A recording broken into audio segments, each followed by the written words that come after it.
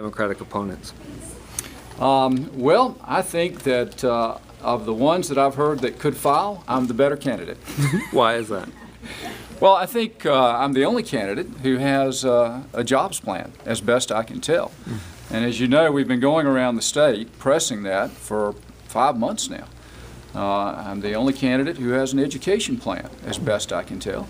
And we've been going around the state on that as well. And so I think it's important to listen to what folks have to say.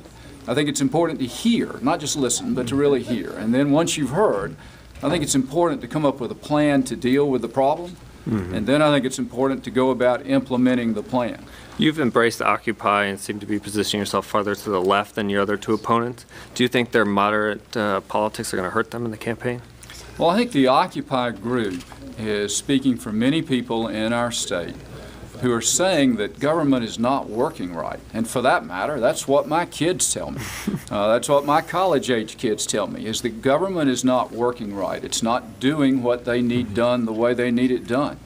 And I think the Occupy people are pointing out the fact that we have too many people unemployed, too many people losing their houses, losing their cars, too many people who need opportunities.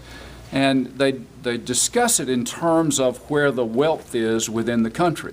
But it's even more fundamental than that. It's not just where the bulk of the wealth is.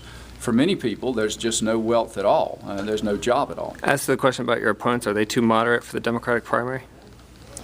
Well, I would consider myself a moderate, and I think most people who talk about me would. I think that I'm socially progressive, but I'm fiscally conservative.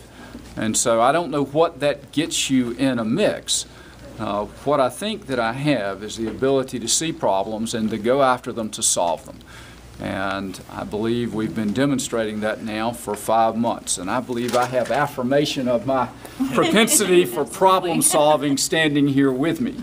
And a no article that came out earlier today, your response to that, and how do you combat negative allegations, and how do you focus on the issues? Well, you focus on the issues just as I have now for 5 months. And of course, the reason I'm doing this is for my kids and your kids and everyone else's kids. We need to secure their education. We need to provide them with a future. We need to provide them with jobs.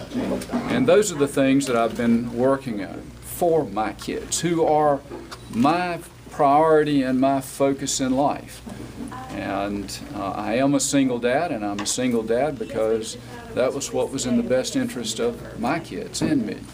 And I believe that it's in their best interest that I do this, which is why we're doing it together. I support them, they support me, we are moving forward for the people of the state. And it sounds as though you're prepared to deal with everything you've done professionally, but what about your personal life? I mean, do you think that it should be coming into the public eye the way it has? Your divorce, obviously very private to you, and now it's being discussed on a public stage. I mean, how does that impact you, your family? How do you feel about the article this morning? My kids and I have discussed this. We are together and moving forward to do the right thing.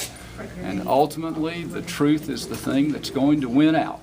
No matter what's said by who, where, or how, ultimately the truth wins out. The truth is that my kids are with me, and the truth is that I have been with them and I've made choices, difficult and hard choices sometimes, based on their best interest. And I've been moving forward with that all through life. And the decision to run also plays back to them and what is ultimately in their best interest as they go along.